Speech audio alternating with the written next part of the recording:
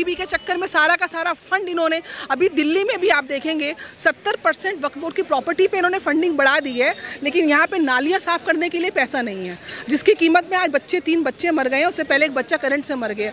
किस प्रकार से भ्रष्टाचार के सैलाब में ये सारे दल घूमे और उस पर फ्री की राजनीति करके आपने बेसिक सुविधा भी नहीं पूरी कर पा रहे हैं। लेकिन कहते हैं ना कि आपको मछली खिलानी नहीं है, मछली पकड़नी सिखानी है। किसी को भी अगर आपको सिखाना है तो आप उसको रोजगार उत्पन्न कैसे करना है उसके लिए ट्रेन करो, ना कि उसके मुंह पे जाके रोटी दे दो। भीख देने का काम कर रहे हैं, भीख दे के वोट खरीदने का काम करने का इनका सियासी फंडा है। किसानों के लिए एमएसपी की गारंटी ला करके देंगे, बिल पास कराएंगे, ये राहुल गांधी अपने आप को गारंटी दे रहे हैं। अरे भैया, हिमाचल में इनकी सरकार है, कर्नाटक में इनकी सरकार है, तेलंगाना में इनकी सरकार है, लाके दिखा तो दे ना। मैं आपकी बात पे विश्वास करती हूँ, मैं कहती हूँ राहुल जी बहुत ही विजनरी इंसान है। आप अपनी क्षेत्रों में लाके दिखाइए। अपने कार्यकाल में 2014 से पहले क्या आप लोग सो रहे थे?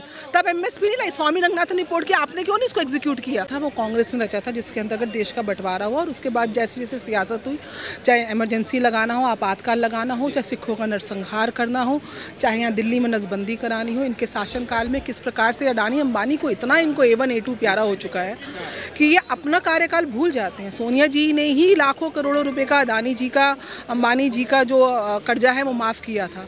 इन लोगों ने ही पोर्ट दिया था गुजरात में और बाकी राज्यों में। आज कितनी जगह अडानी अंबानी के साथ ये फीते काटते फिरते अपने व्यवसायिक साझेदारी करते हुए फिर रहे हैं। और किसको ये लाभ पहुंचाना चाहते हैं? अगर देश का एक व्यवसायी, वेल्थ क्रिएटर, आज अगर देश की GDP में या देश की इकोनॉमिक अर्थव्यवस्था में अगर वो योगदान दे रहा है, वो विश्व पटल पर वो कहीं ना कहीं देश का नाम आगे रोशन कर रहा है।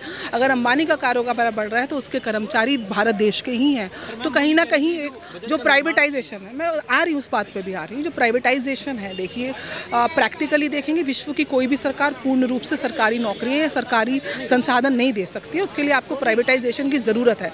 लेकिन इनके काल में प्राइवेटाइजेशन होता था बाहर के देशों के लिए, US के लिए, US या चाइना जैसे देशों को ये प्राइवेटाइजेशन देने, विदेशी कंपनियों के लिए इनको कोई पेट में दर्द नहीं होता। लेकिन वहीं पर अगर देश का कोई व्यापारी अगर देश के व्यापार में अपना योगदान देना चाहता है, अर्थव्यवस्था में इकोनॉमिक को कहीं ना कहीं स्ट्रॉन्ग करता है, तो इनके पेट में दर्द होता है। वही व्यापारी अगर इनके राज्यों में कोई अलायंस इन्वेस्टमेंट करता है तो ये वहाँ बैठ के फीते भी कटवाते हैं, उसका स्वागत भी करते हैं।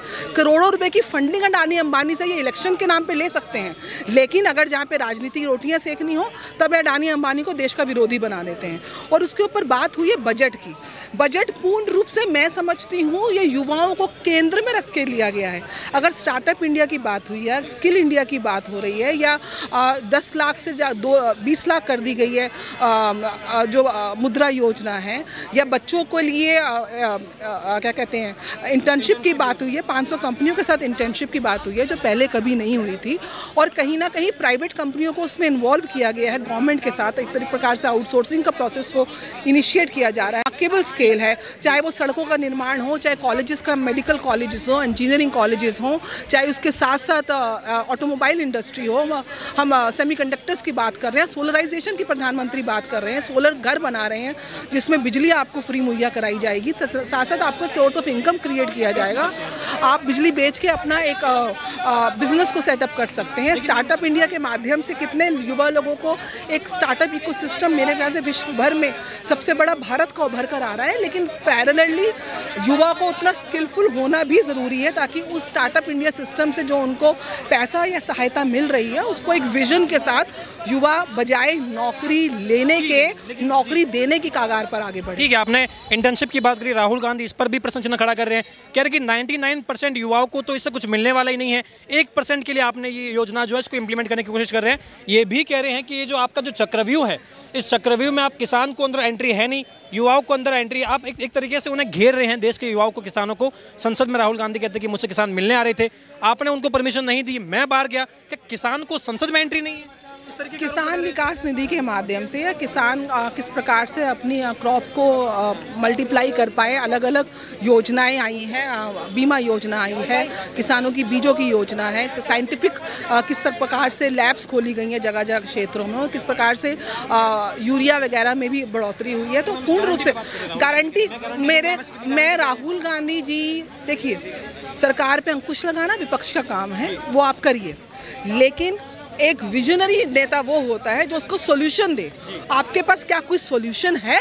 क्या आप प्रॉब्लम, पहली बात है प्रॉब्लम आप गलत बता रहे हैं। प्रॉब्लम एग्जिस्ट नहीं करती है, प्रॉब्लम को आप नैरेटिव क्रिएट करके एक झूठा प्रोपेगेंडा, ये प्रोपेगेंडा प्रॉब्लम्स हैं, ये जेन्युइन प्रॉब्लम। देता हूं कि संसद, इसी संसद में मैं और इंडिया गठबंधन किसानों के लिए एमएसपी की गारंटी ला करके देंगे, बिल पास कराएंगे, ये राहुल गांधी अपने आप को गारंटी दे रहे हैं। अरे भैया, हिमाचल में इनकी सरकार है, कर्नाटक में इनकी सरकार है, तेलंगाना में इनकी सरकार है, लाके दिखा तो दे ना। मैं आपकी बात पे विश्वास करती हूँ, मैं कहती हूँ राहुल जी बहुत ही विजनरी इंसान है। आप अपनी क्षेत्रों में लाके दिखाइए। अपने कार्यकाल में 2014 से पहले क्या आप लोग सो रहे थे? तब एमएसपी नहीं लाई, स्वामी रंगनाथन रिपोर्ट की, आपने क्यों नहीं इसको एग्जीक्यूट किया? आपने क्या अपने समय पे वो काम की करके दिखाया? आज अगर आपकी सरकार नहीं है तो आप कर रहे हैं, लेकिन जिन राज्यों में आपकी सरकार है वहाँ लाके दिखाइए ना। कर्नाटक का देखिए कितना बुरा हाल हो गया, फ्रीबी के चक्कर में सारा का सारा फंड इन्होंने, अभी दिल्ली में भी आप देखेंगे 70% वक्फ बोर्ड की प्रॉपर्टी पे इन्होंने फंडिंग बढ़ा दी है, लेकिन यहाँ पे नालियाँ साफ करने के लिए पैसा नहीं है, जिसकी कीमत में आज 3 बच्चे मर गए हैं, उससे पहले एक बच्चा करंट से मर गया। किस प्रकार से भ्रष्टाचार के सैलाब में ये सारे दल गुना, और उसमें मैं किसी भी पार्टी को क्लीन चिट नहीं दे रही हूँ साहब, लेकिन पूरा इंडिया नहीं, मैं किसी भी पार्टी को नहीं क्लीन चिट दे रही हूँ भ्रष्टाचार की आग में, लेकिन यहाँ पर यह है कि किन राज्यों में भ्रष्टाचार की अति हो चुकी है, जिसकी भेंट जो है पब्लिक और लोकतंत्र दे रहा है। राहुल गांधी इस चक्रव्यूह की जब बात करते हैं, महाभारत से जोड़ते हैं, अभिमन्यु की बात करते हैं, इस बीच में वो ये भी कहते हैं कि जो कमल के आकार का जो चक्रव्यूह है, नरेंद्र मोदी, अमित शाह जी, मोहन भागवत जी, अडानी, अंबानी, अजीत डोभाल, सबको गिरते हुए कहते हैं कि जातिगत जनगणना से आपको दिक्कत क्या है? इस चक्रव्यूह को तोड़ने के लिए हम करवाएंगे ये 60 साल सरकार जातिगत जनगणना, जैसे भाई साहब ने बोला, जातिगत जनगणना 2014 से पहले भी हो सकती थी, पहली बात। आप अपने राज्यों में कर सकते हो, दूसरी बात। तीसरी बात कि जातिगत जनगणना से समाधान निकल रहा है। समाधान तो आपको निकालना चाहिए कि वंचित वर्ग कौन है, कौन वंचित है। मैं हो सकता है ब्राह्मण वर्ग होके भी वंचित हूँ, और आप माइनॉरिटी होके भी आपके पास सारी सुविधाएं हैं। तीसरी चीज़ है आवश्यकता कहाँ पर है, किस चीज़ की आवश्यकता है। फ्री की राजनीति करके आपने बेसिक सुविधा भी नहीं पूरी कर पा रहे हैं, लेकिन कहते हैं ना कि आपको मछली खिलानी नहीं है, मछली पकड़नी सिखानी है।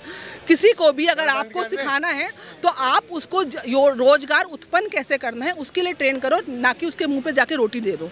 भीख देने का काम कर रहे हैं, भीख दे के वोट खरीदने का काम करने का इनका सियासी फंडा है। और उसके बाद आप अपनी जहाँ पे राज्य सरकारें हैं वहाँ पे आप एग्जीक्यूशन करके दिखाइए, क्योंकि जो इन्होंने करके नहीं दिखाया है।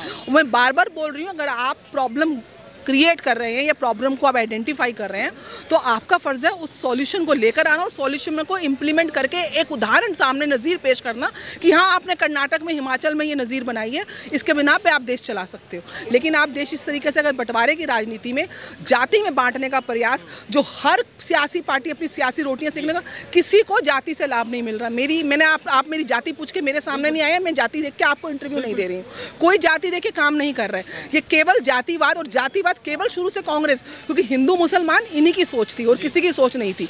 यहाँ पे आपस में लड़ाओ और बंटवारा, डिवाइड एंड रूल की पॉलिसी अंग्रेजों की बनाई हुई कांग्रेस है, उसी पॉलिसी को ये आज तक फॉलो करते आ रहे हैं। और फॉरेन फंडिंग, यूएसए की फंडिंग, चाइना की फंडिंग है, जिसकी वजह से भारत के जो वेल्थ क्रिएटर हैं उनको ये डीमोटिवेट करके उनकी फंडिंग यहाँ ला के यहाँ का पैसा बाहर भेजने की इनकी क्या है।